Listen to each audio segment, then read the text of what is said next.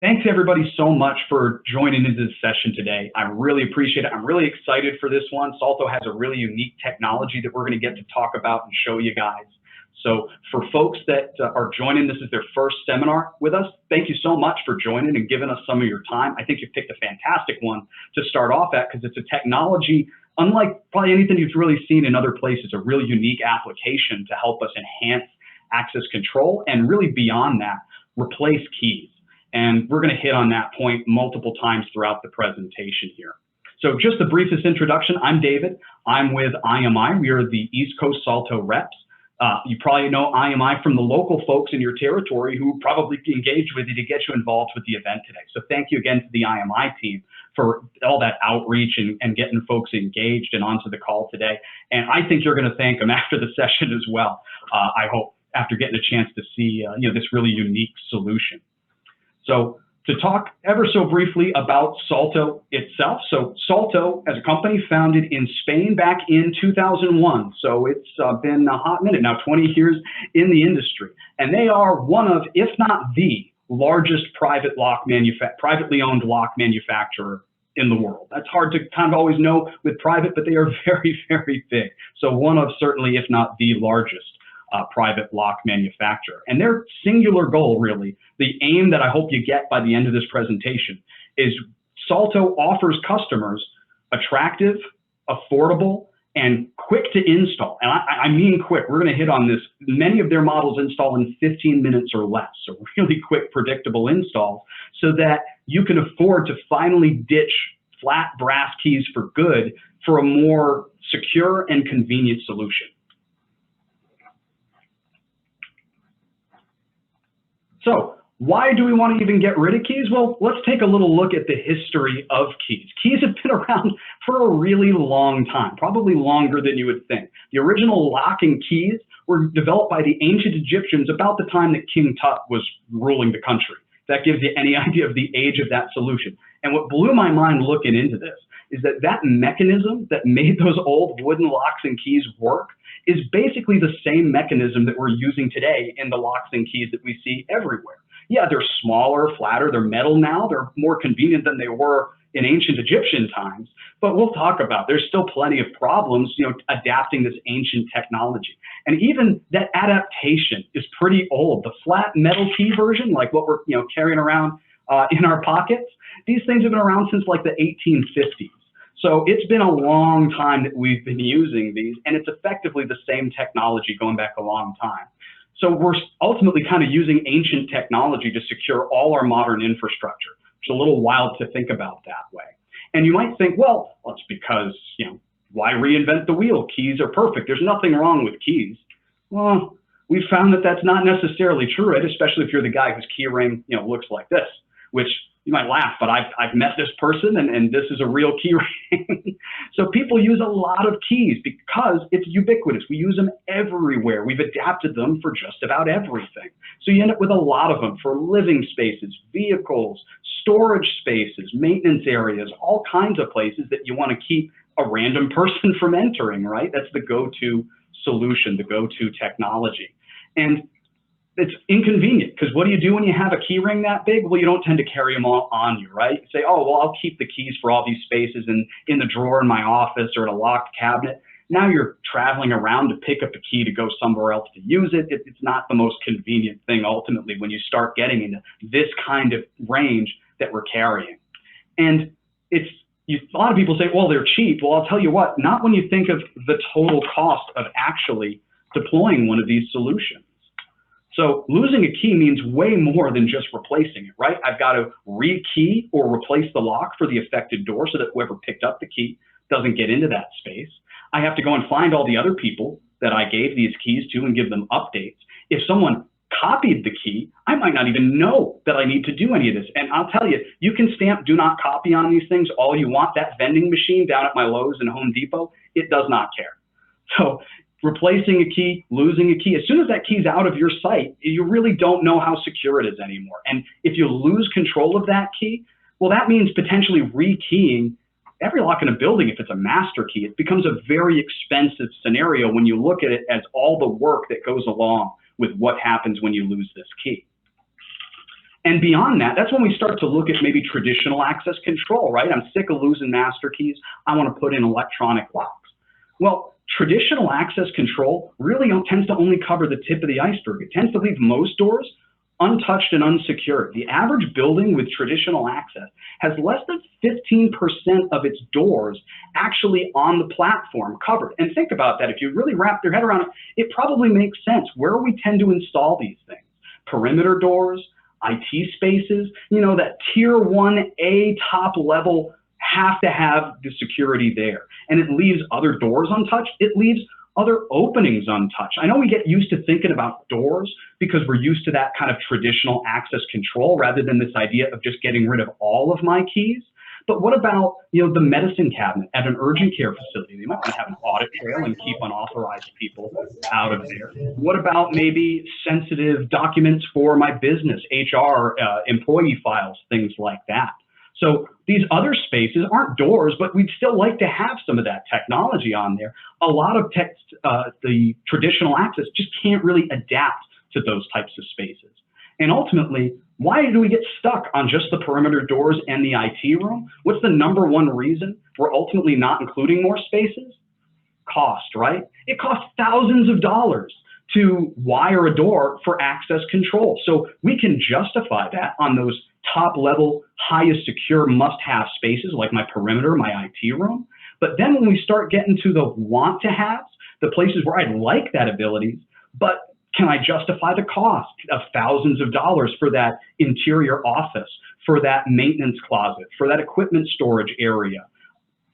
Oftentimes that calculus comes out to no. And then we start looking, well, what if I got a wireless lock, right?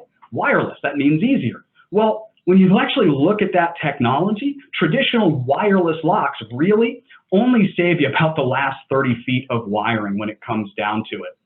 You have to have a wireless receiver nearby for all these solutions. That's got to be within about 30 to 50 feet of the lock. So you have the lock itself that's wireless.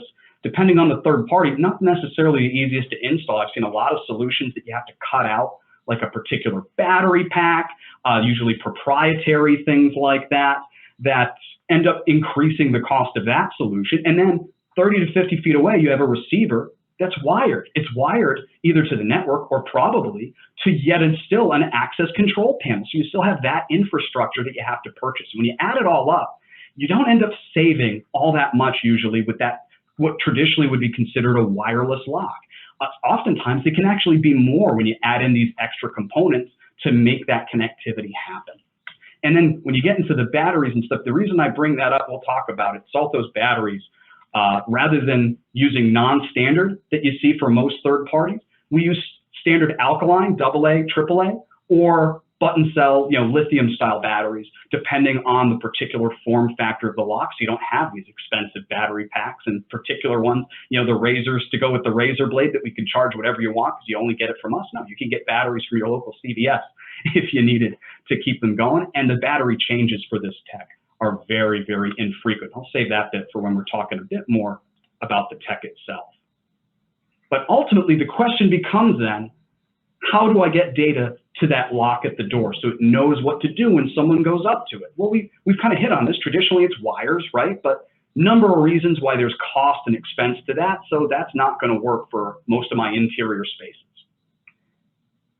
Now, another solution that a lot of folks will look at is an offline lock. It doesn't need to talk to that wireless receiver, right? I put it on the door and it just knows what it needs to do until something changes. So then, how do I get the data to that door? Well, I got to send somebody, a staff member with a handheld, connect to it, upload the new cards, pins, schedule changes, all that stuff. Yeah, Steve, in my security department, he does not like the idea of walking around to all these locks to update their programming or sending his staff to do it. So we want something that's not going to require me and my staff to go visit every single lock every time there's a change that needs to happen. So that ends up being quite a conundrum then. So without someone walking over there, me sending staff, without running a wire to a receiver or all the way to the door, how do I get that interaction to happen? How do I tell the lock what to do? Well, what if there was already somebody going to the door conveniently who could just bring that data for me so I don't need to do it. I don't need to send my staff to do it. I don't need to pull a wire to do it. Well, there is, conveniently, somebody who's already going to that door, the card holder.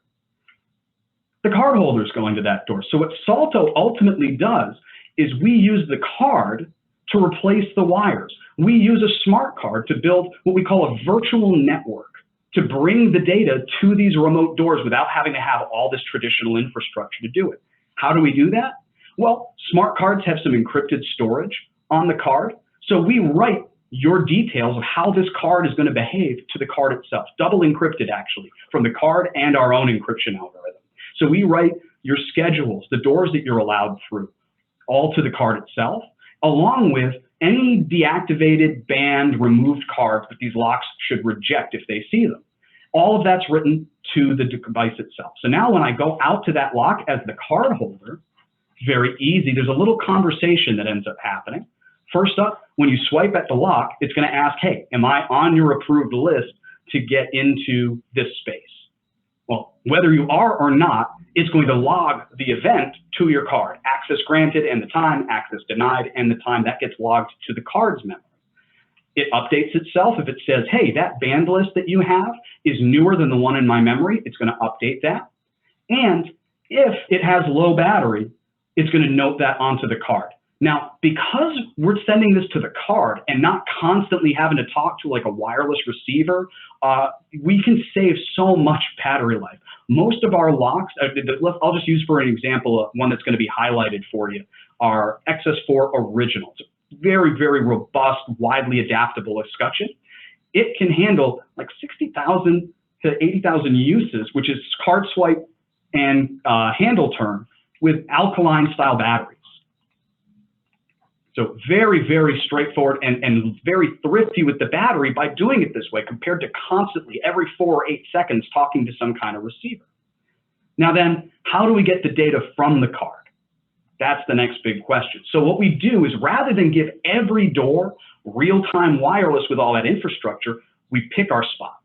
We find choke points, the front door, the elevator lobby, things like that, where we can put an update point. It can be seamless. It can look like a card reader and act just like a card reader, actually, at a particular door. Or it can be one of our wireless doors with a real-time receiver nearby. So we put that maybe just in a couple collection points. And now all these other interior spaces, we can just bring the data that we need on the card without replicating that for every single space that I want to secure. And that really opens it up for us so that we can cover all sorts of spaces. And now that's really where it drives thinking even beyond doors. We want to let you use your card at more than just perimeter, more than just the edge. So to talk a little bit now about the particular technologies in play, we're trying to use that one card across all of your infrastructure, all of your locks. So we work with smart cards, as I mentioned. You can get a MyFair DesFire version. They're both kind of iterations of a similar standard. Or the I-class version of the lock. It's a different standard, so it's a different read head in there, but they look and operate the same. The same options are available for either style of smart card credential. So whichever one you're standardized on or would like to standardize on, it's not going to be an issue. We have all the same form factors and functions either way. And this form and function allows you to remotely program, schedule, and audit all of these doors that traditionally you'd have to wire infrastructure or walk over to yourself to collect that data and audit it. And now, think about all the spaces that potentially opens up for you. I mean, yes, I've mentioned cylindrical and mortise doors, deadbolts, storefront doors, even padlocks and lockers, things like that, that I can have this audit and this remote programming capability. So this is a perfect place for me to pivot over and get to highlight Todd Wall, who's another IMI team member. He covers the Pennsylvania area for us. And Todd is going to walk us through a live demonstration of how these types of interactions work. Thanks, David. All right. So let's kind of recap some of the components that we've got going here, right? So as David said, you know, the key to our systems is that smart card.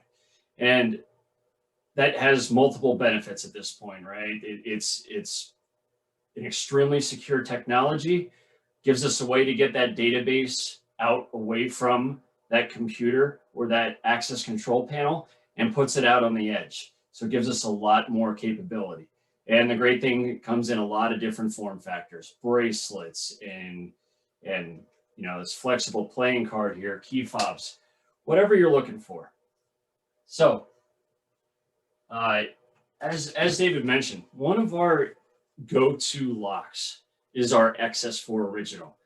The reason why this lock is designed to work on mortise, cylindrical, even panic doors. So think of being able to put locks on doors that have panic bars and not have to interface into fire alarms for fire drops, because we are mechanically still allowing that to happen, right, to get out.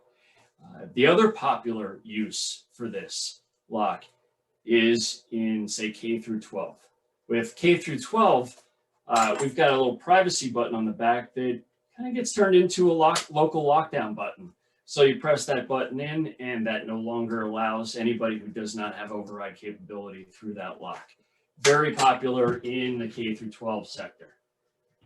Todd, just to jump in, that's really popular in a lot of businesses that have public air-facing bathrooms, so that you can give that to your staff without having to worry about the general public getting into some of those spaces.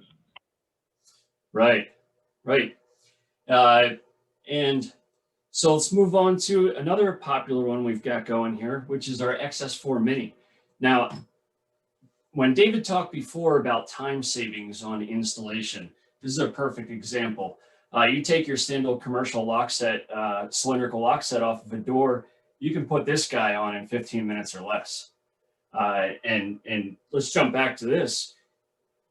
This only requires 2 9/16 holes through a door, which is pretty incredible to be able to just put 2 holes in a door and retrofit this lock on to just about any door you're going to run into.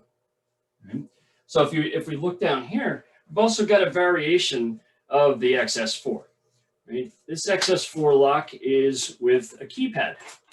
Okay, so obviously we can utilize that lock, put in a keypad, and we've got two-factor authentication.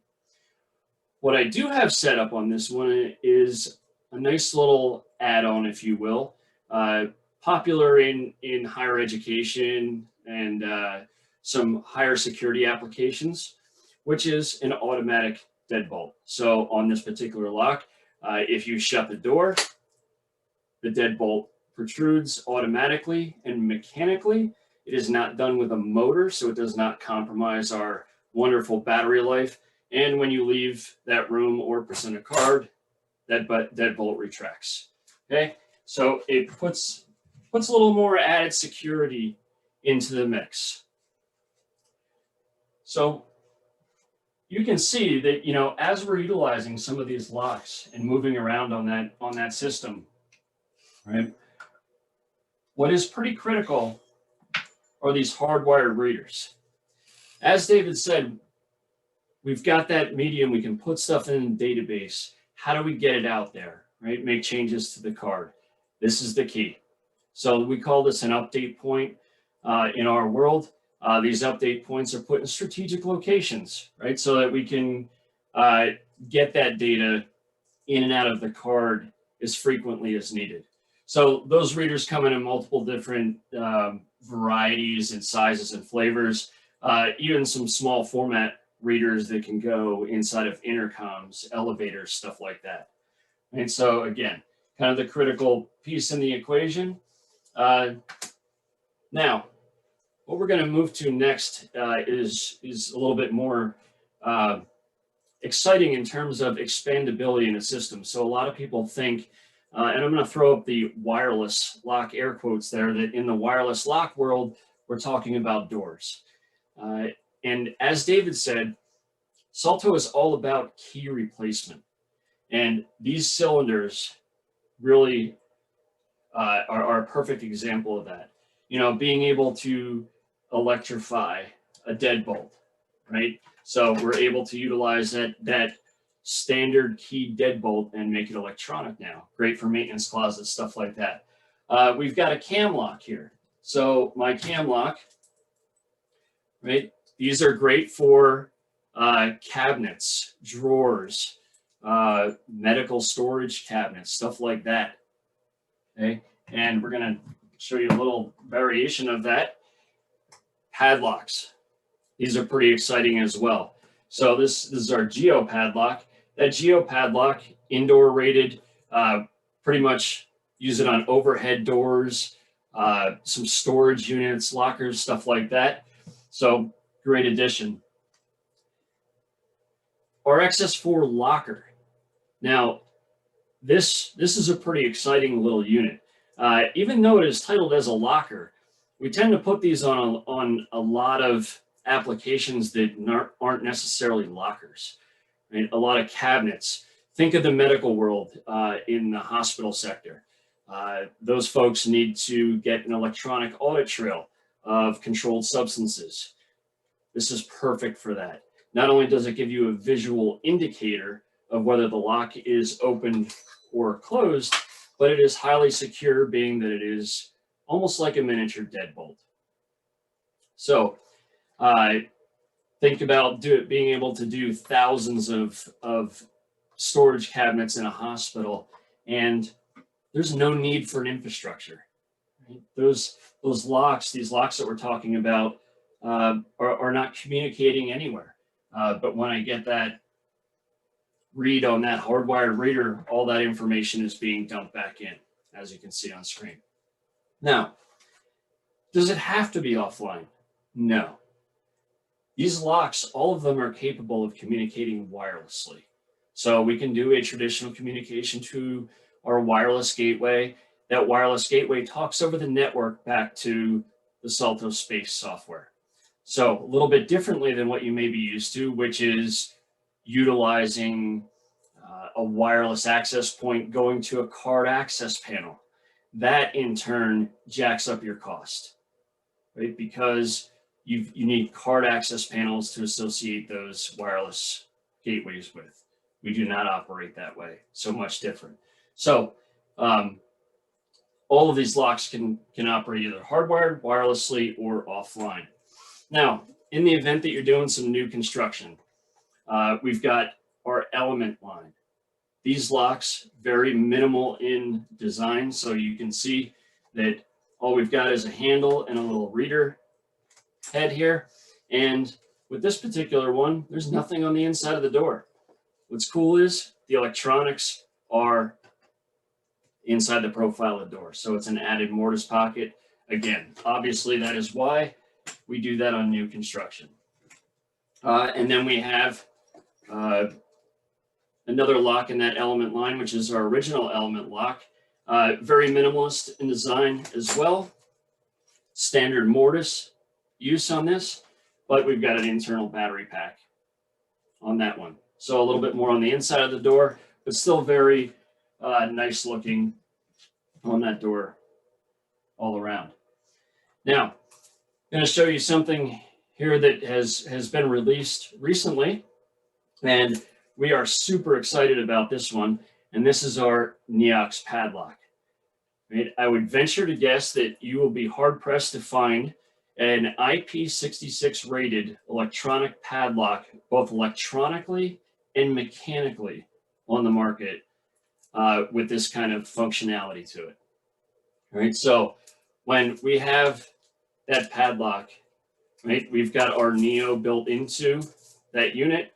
You simply twist and you've got connectivity. So imagine being able to take this unit, put it out on a gate in the middle of nowhere, at a pump station, a water authority, electrical substations, out on those gates, and hatches that are in the ground, and be able to electronically control that and have an audit trail, right? And as David said, battery life. Battery life on these units, on all of our Neo line, is rated up to 130,000 cycles. Right, so in an offline mode, up to 130,000 cycles. You're talking years of use, not months. Right? So as you utilize that, you would say to yourself, man, well, that's great. Oh, and look at that. I don't have access, and we're going to fix that in a second. But what are the odds that you're going to have a hardwired reader nearby if you have this on a gate? Perfect. So what you can do is we also have the ability to use mobile credentials. What's really cool about using mobile credentials with any of our locking devices in an offline mode is it really turns those locks into an online communication. And how do we do that? So when you present your credential and you unlock a door, that, and I'm grabbing my hardwired reader because I'm pretty close to it, but that Bluetooth communication to that lock is being communicated via the phone. So the phone is communicating that audit trail back to the system real time. So that offline lock is now real-time communication, but there's no architecture there needed. So now you can put these out there in the middle of nowhere and have the capability of full utilization and audit trail. Now, let's switch over to the software. What you may be used to in the, again, wireless lock world is that you need a card access system to function. And while we integrate with a boatload of different access control manufacturers, we have a great platform called Space that we can operate on our own. So, Todd, for the interest of time, we might have to save the Space demo for one-offs with customers a little further on. Sounds good. Sounds good. So I'll let you wrap it up, Dave. As we've gone through most of the hardware here, and take it away. Excellent, excellent. Let me re-grab the screen here. Thank you so much, Todd, for showing that off and getting to kind of see it in action. It's certainly one thing to talk about it. It's quite another to be able to show, hey, it works. Look, no wires. Look, to make that magic happen. Now, perfect timing. Someone just asked in the chat about, what are some examples of those integrations? Todd mentioned we've got a website up on the Salto website about all the various integrations, and there's a couple styles, but we can absolutely take the benefits of the Salto hardware and merge it with other systems. That could be, we've got a lot actually that run independently. They use a perimeter system, and then they use Salto to control those interior spaces. And we can make that easier by synchronizing our user database with other systems. Maybe that existing access, if it can export it for us, HR databases, student records, things like that. And then the full integration with these platforms that you see to the right and others, now you can really drive the full experience from that third-party software. So Software House, Silux, Avigilon's a new one on here, Brevo we're able to integrate with. So a lot of different platforms that look at what we bring and the breadth of new spaces that we allow these platforms to cover, and they jump at the opportunity, to work with somebody like Salto. And just finally, one last thing about the hardware that you got a little bit of the effect of seeing what Todd had, the customization. And this is just one model, that XS4 original, with a breadth of different finishes, matte versus polished, stainless, brass. I love the new dark bronze that they have on there, and I love the black finish on a light colored door personally. I don't know why, that's just very clean looking to me. Different handle styles. We're often working with architects to have an aesthetic vision for these spaces. You don't have to sacrifice, the beauty of the electronics and of the aesthetic that you're trying to build for your space and for your customers' branding, just for the sake of technology and saying, well, I'm sorry, it looks like this is what it is, and that's what you put in. There's so much customization between function, form, and just the look and the aesthetic of it to be able to really deliver exactly what your customer's looking for.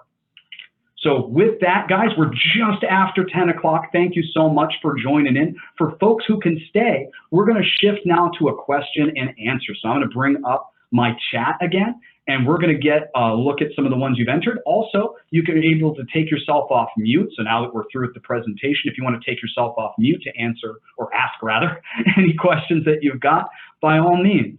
So let's see here. Let me scroll up to the top. We'll kind of go through these. So we mentioned some of the third-party integrations. What do you do if a battery dies? How do you get access? That is a great question. So we do have some tools in place to help you with that.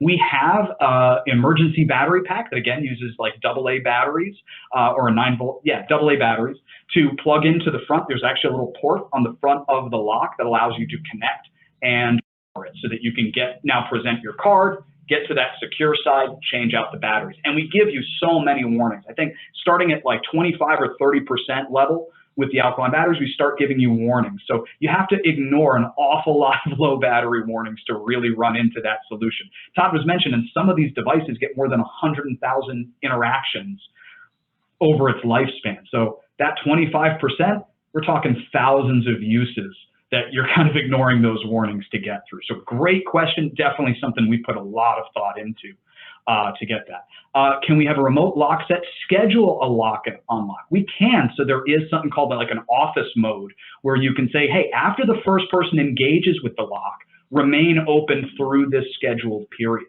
We even have an ability to do it kind of user selectable where they turn the lock from card only to open to the public and then back, I think, holding down the lever and just presenting a card that's tagged with that ability to do that toggle. So you can do kind of a manual toggle or a scheduled operation, you know, based on that, whatever's more appropriate for the space. Let's see, is the exterior padlock able to connect to the network as well? Great question. It is Bluetooth enabled, so it is able to connect to the network if you have the space to put that receiver nearby. So to put something truly real-time communication rather than the virtual network with the cards, you have to have that gateway nearby. But all of our form factors that are Bluetooth enabled, that includes the padlocks, have the ability to become real-time devices. So if that's in an interior storage space, say you got that like interior padlock that you're using, great opportunity for that. There can be a gateway in the room and you're getting live audits on who's getting into that equipment storage or that caged space, things like that. Does the padlock monitor if it's been left open? That's a great question. Actually, I don't know that one offhand. I will have to throw to the Salto folks and engineers on that. So I may have to get back to you, Gary, on that. Todd, I don't know if that's one you know of offhand. It does not monitor the status of it. It just knows whether it was opened from the credential. Thank you. Thank you. How does visitor or temp access work? Visitor or temp access, very straightforward. Just like a traditional system, we can issue them a card, of course. If you opt for some of our form factors, the XS4 with the keypad on it, you can, of course, issue maybe visitor passcodes or pins. A really handy option, though, is taking advantage of the mobile device. If they have a smartphone, and who doesn't, right? They download the Justin mobile app, you set them up in your system with their phone number, and they get a digital key that they can use from their phone. Perfect solution for visitors. During a lockdown in a school, how do we lock down doors if we are not online? That is a great question. So first, I just want to reiterate, any door can be real-time online. We just add the gateway where you want that functionality. So if you want to be able to be in the principal's office, issue a lockdown that affects classroom doors or something like that, we can absolutely deploy the system to work that way. The local lockdown option is a nice alternative, though, and some folks really prefer that. It, again, depends on how you want a lockdown to work. We had the ability with that XS4 original to do a privacy button on the inside or actually put a read head so that a teacher can close the door, present their Salto card to the inside, and then lock the outside. It is not scanning for cards or anything. And what's nice about that, it's offline, so it saves on some of the infrastructure. I don't need the wireless. And it really puts the control in the teacher in that classroom's hands. They have the ability to choose, when they're engaging and turning off that lockdown. So some folks prefer that type of interaction where it's really down to the local level as opposed to being done from the office. Both are options for you with the Salto hardware. It's really how you want to do it. And I think we've probably hit on this a few times at this point where it gets asked there. Mobile keys, absolutely, there are mobile keys for this solution. So they're included for the first year. There is a nominal per phone charge after that, after the first year. Are there back plates and blank plates that match the finish and cover? Absolutely.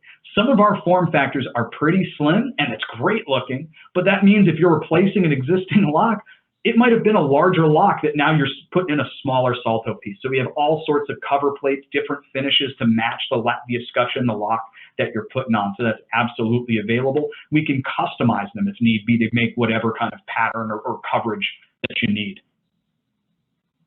Can you explain how the integration with Brivo works. It's probably best for a separate discussion afterwards. I would have to double check offhand if Brivo uses their panel to connect to our wireless receiver, or if they do the software connection. Any integration, I guess I can generally say, is done one of two ways. They either integrate directly with our software, so they're pulling everything and pushing information directly into our software and our database. The other means would be some folks have our receiver hook right into their access panel. So those are the two styles. I would have to check which of the two is Brivo. So George, if you will follow up with you, maybe on the particulars of a project that you're looking at, and can walk through that with you. The range for wireless comms. So the beauty of that virtual network, right? There's no wireless comm needed, so there's no range to worry about. Your card carries all the data. In the wireless version, it's very similar to what you'd see for other wireless technologies, usually about 30 to 50 feet, depending on the interference in the area and building materials, you know, brick and steel and things like that, that'll interrupt signal if you're trying to go through that. Can the software reside locally on site, or is it cloud-based? So, great question. The Salto Space software, the engine in the background that's interacting and tying everything together, can absolutely be fully customer-owned, deployed on-site. They own the software, they own the data. Nothing has to touch our servers, with one exception, which is the mobile credentials. The mobile credentials get routed through our services to be able to push that out to the mobile phone apps. So that is the only data, if you're using the mobile phone app, that touches our services. And after the first year, because we have to support back-end architecture to make those things work reliably the way they need to, there is an annual cost. It's per phone. It's not done in batches or things like that at that point. So that would be the only recurring piece as part of it. Now, we do have some installers that will offer to host it in the cloud for you. They'll spin up that rather than on an on-site server in an Azure deployment. We also have a solution called Salto KS, Keys as a Service, which takes that on-site infrastructure, and we then move that server and that connectivity up to the cloud. So for folks who do prefer that type of deployment, it's absolutely available for you with Salto, and even through some third parties like Brivo. But it doesn't have to be. You can deploy everything customer-owned on-site. All right.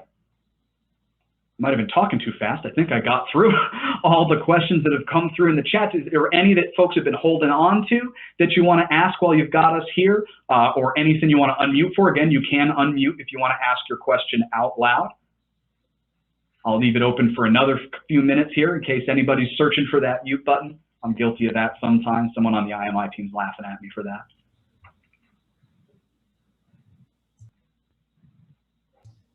Scott, we will absolutely have someone reach out to you regarding pricing. If you want to shoot me a message with your email, I should have it just from the registration info, but just to make absolutely certain, if you want to shoot me a direct message with your email address, I will make sure we have your local rep follow up with you to talk about your project.